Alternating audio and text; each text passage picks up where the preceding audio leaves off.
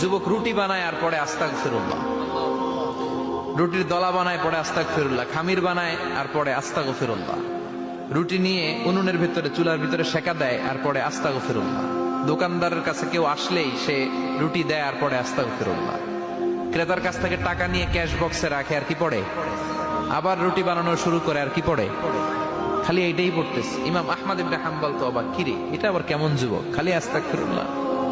উনি প্রশ্ন করলেন, যুবক ঘটনা কি?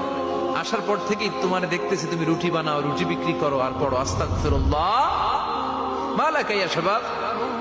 যুবক বলে, আস্তাগফিরুল্লাহ আমার সবচেয়ে বেশি পছন্দের আমল, আমি সব সময় আঠার মতো ইস্তেগফারের সাথে লেগে থাকি আর সব সময় পড়তে থাকি আস্তাগফিরুল্লাহ, আর এর বদৌলতে আল্লাহ আমারে মুস্তাজাবুদ দাওয়া বানিয়ে দিয়েছে।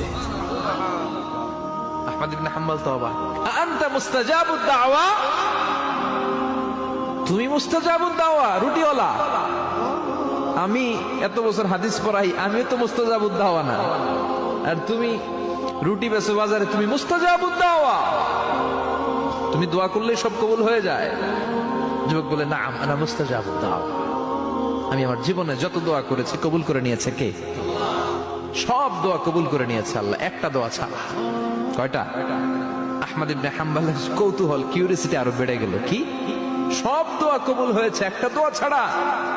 মাযালিকা দোয়া ইয়া শাব, কি সেই দোয়া?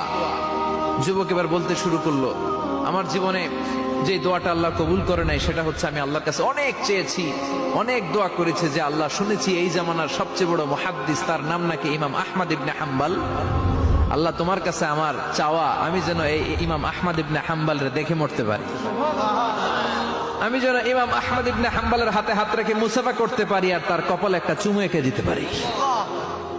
আহমদ ইবনে হাম্বল আবেগপ্রবণ হয়ে গেলেন, চোখের পানি ছেড়ে দিলেন, বললেন, যুবক তোমার এই দোয়াটাও কবুল হয়ে গিয়েছে। আহমদ ইবনে হাম্বলের দেখা সাক্ষাৎ পাওয়ার জন্য আহমদ ইবনে হাম্বলের বাড়িতে তোমার যাওয়ার দরকার নাই, আহমদ ইবনে হাম্বল তোমার দরবারে ছুটে এসেছে। আনা আহমদ ইবনে হাম্বল মুহাদ্দিসুদ দাহর, আমি নিজেই আহমদ ইবনে হাম্বল।